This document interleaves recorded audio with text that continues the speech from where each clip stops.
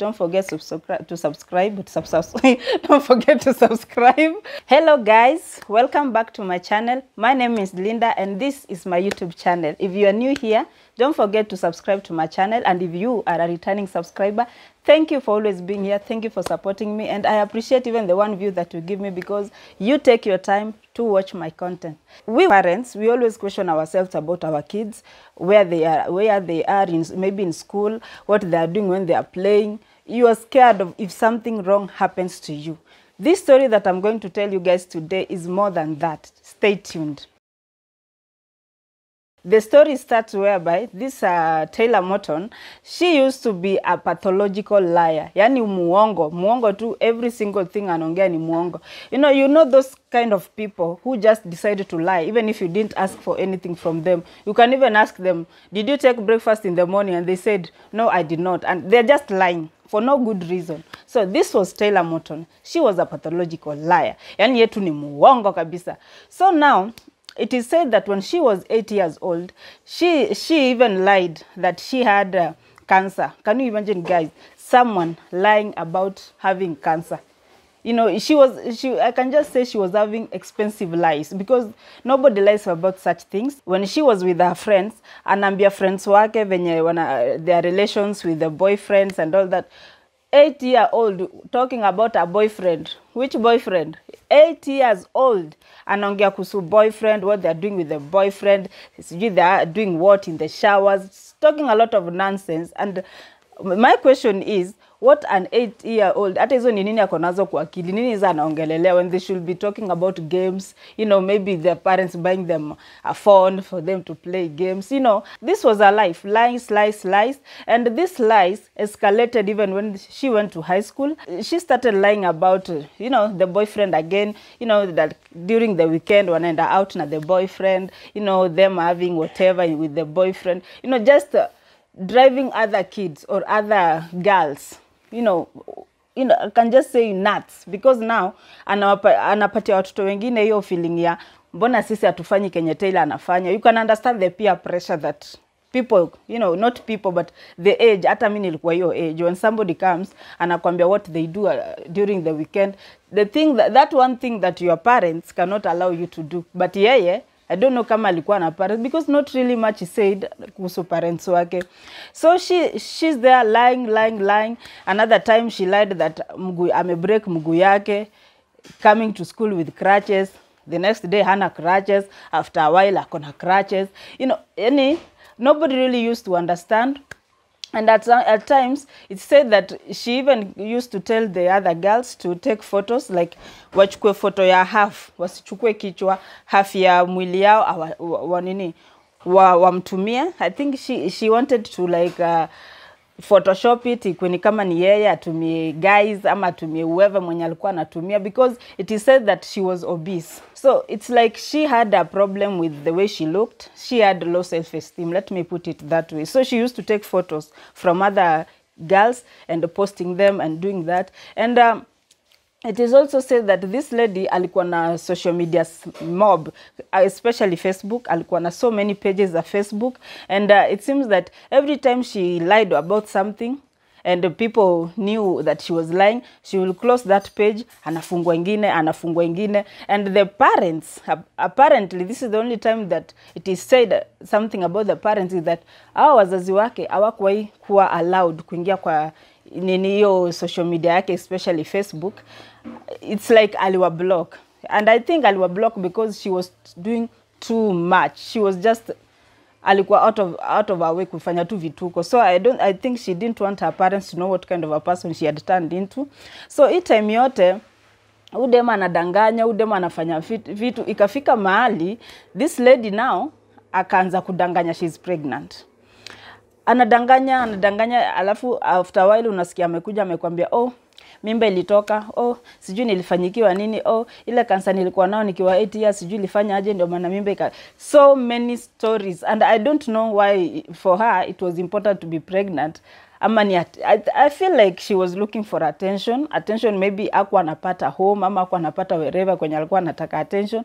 So alikuwa tu anadanganya vitu, so everybody else was around her kusikiza tu mauongo. Everybody's talking about her, but in all negative ways. But for her, she felt it was okay because at least people are talking about her. So, akona hiyo attention alikuwa anataka even if it's in the negative side. So this lady, anaendelea tu mawongo zake. Eventually, she became pregnant.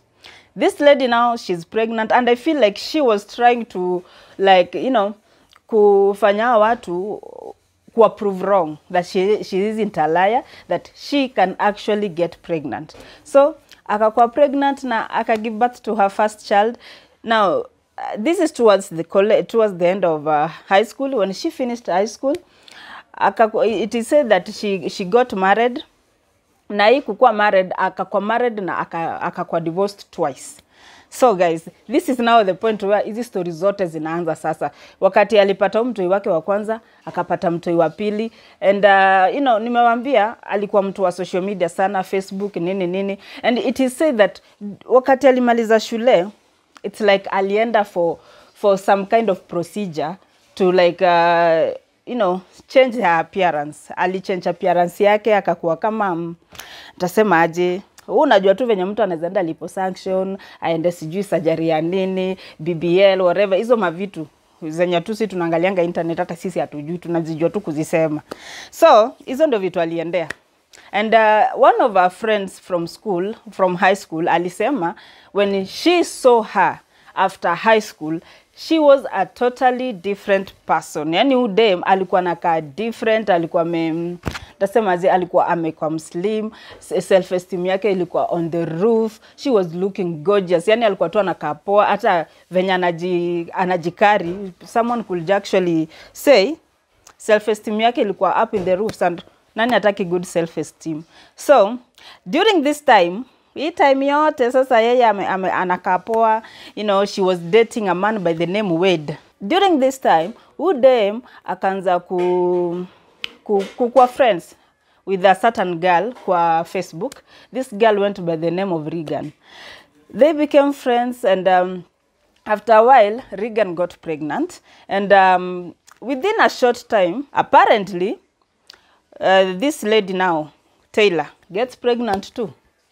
And so much was said wakati Taylor alisema ako pregnant. Now this is where now you know, people started talking kwa social media. Apparently, I don't know how it got to them, but these people who are talking kwa social media walikuwa nasema the family had said that Taylor alikuwa ameundergo the hysterectomy.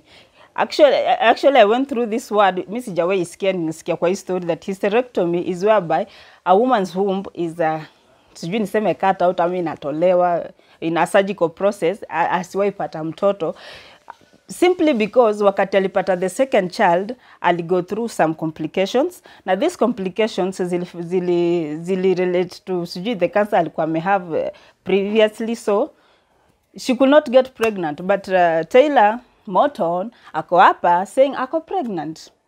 And now this is where things started changing. You know, you can even agree with me. As ladies, tukikuwa pregnant, hata when you are going to clinic, hata ni kama mtu ni stranger, provided this person is pregnant, you become friends. Nyinyi ni friends. You exchange your stories, what you're feeling, what you're not feeling. You know, which trimester you are, which child you like to carry, what.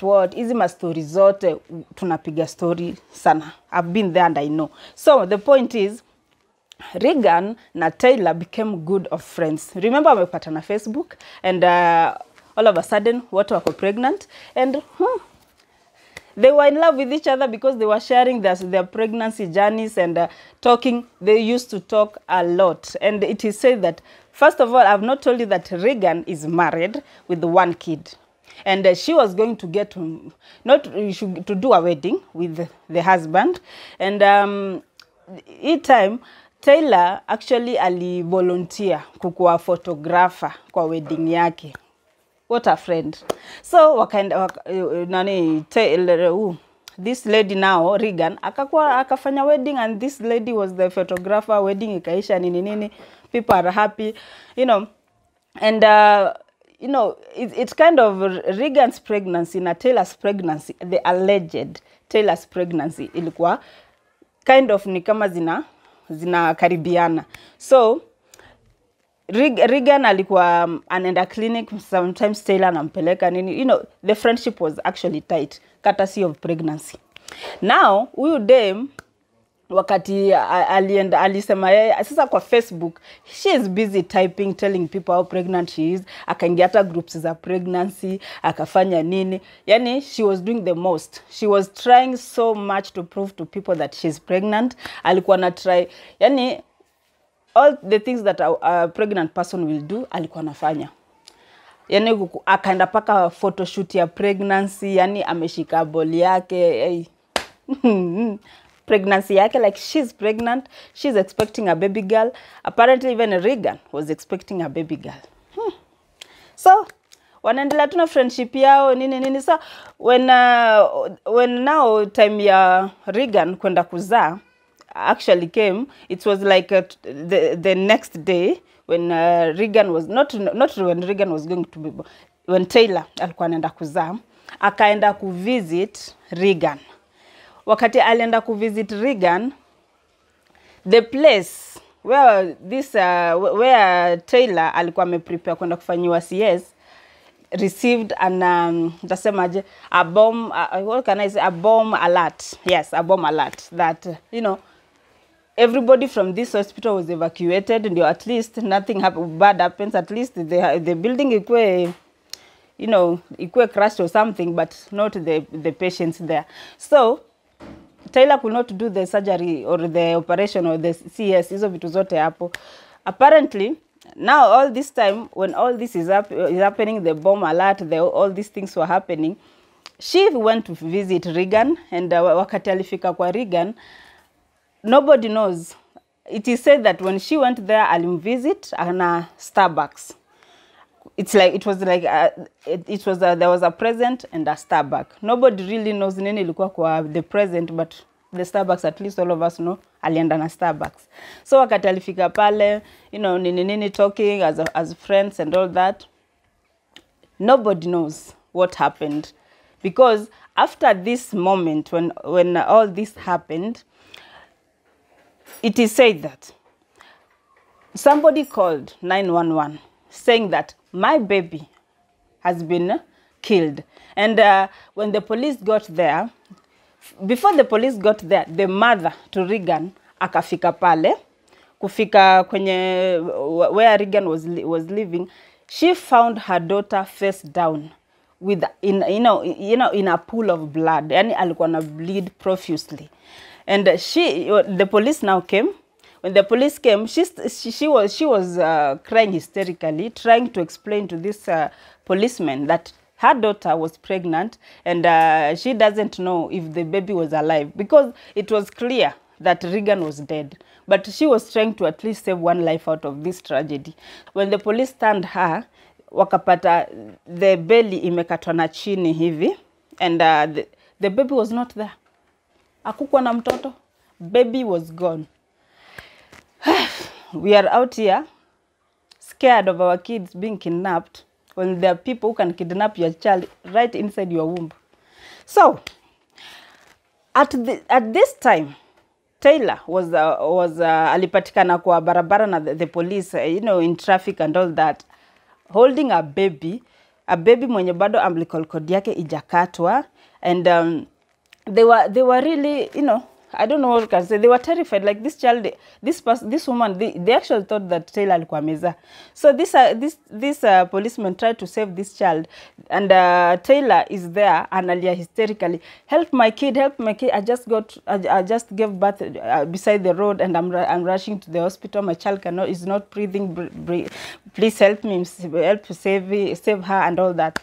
So the police, when they looked, they saw this child was actually, you know when kids are born venye wanakaa, she was covered in blood and all that, and the umbilical cord was actually, you know, it was, you know, this, even the placenta was just shoved into the pants of Taylor. So they actually believed that this lady had given birth. Now the point ni, hii time yote, the people around hapo, you know, you can imagine if it was a Kenyan story, venye si upenda udaku, tungekuwa tumeja hapo, tusikie story ni gani. So, it was not different there because we are all not Africans, but we are human beings. We kind of react the same way. So watu wameja hapo wanajaribu ku understand what happened nini. She was rushed to hospital, akafikishwa hospitali, and wakati alifikishwa hospitali mtoto akachukuliwa akaenda kuangaliwa.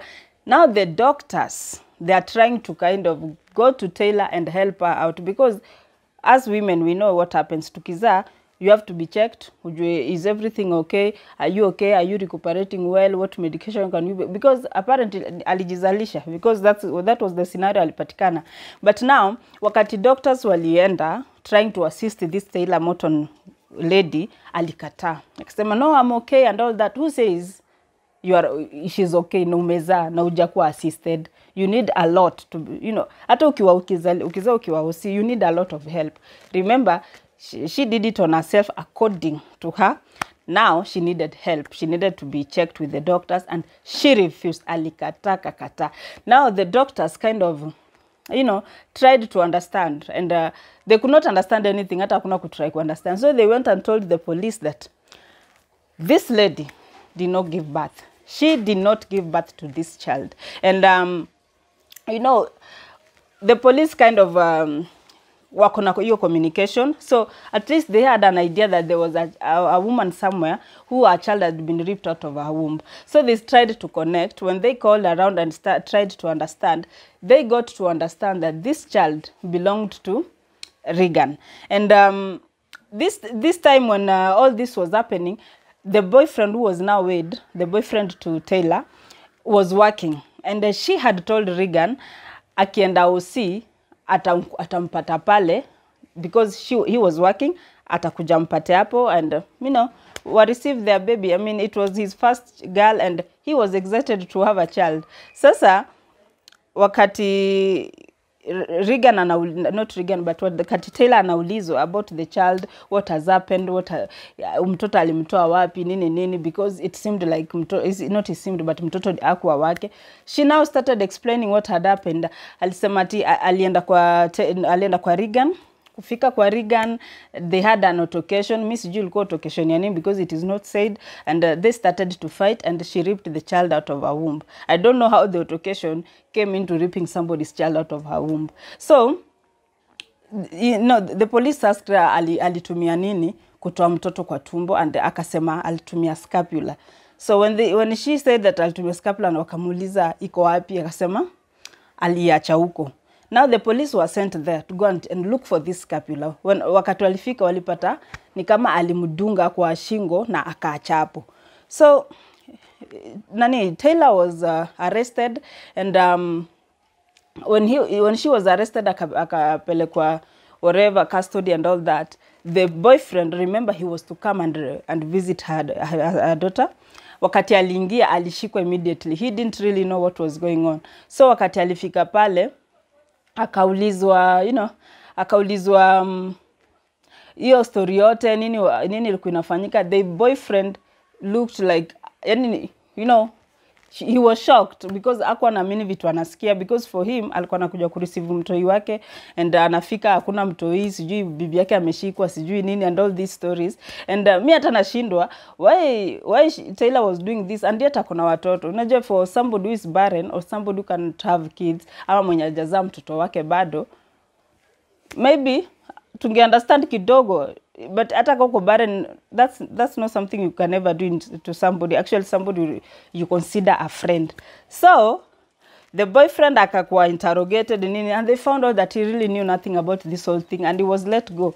And you know, Taylor now akaenda akashikwa and given life imprisonment, and the child was given back to the boyfriend. And you know, the child is, by the hata sahi, the child is okay. The child is, she's growing well. She doesn't know the tragedy that happened when she was being born. And somehow, maybe no feeling, if she gets to know these stories, she might feel like she was the cause why the mother died. But I hope she's okay. I hope she's doing well. And for me, maswali yenye ilikuwa inanikujia kwa history yote ni, this lady, sijui, I think if they helped her akigrow, hizi mauongo alikuwa anapeana hizi mastori zote, maybe wangesaidia kitu. Now you, the boyfriend Wade, this is your wife, she's pregnant. Yani huku unajua ni fake pregnancy. Kwani mko mnalala pamoja kwa kitanda? Kwani nini ilikuwa inafanyika? Like mimi siku understand hiyo part. Siku understand. So guys, this is the story I had for you today. What do you think about this story? Because for me it was mind-boggling for me to imagine I'm here in my house wondering watu wangu wanacheza na nani, mtoto wangu anaweza fanyikiwa kitu mbaya. There are people who actually rape kids out of other people's wombs. Thank you guys. This is the story I had for you today. Don't forget to subscribe. Don't forget to subscribe. Don't forget to share, comment, and like. By then, Darudia, don't forget to comment, because that's where I get to know what you really want from me. Thank you. Bye.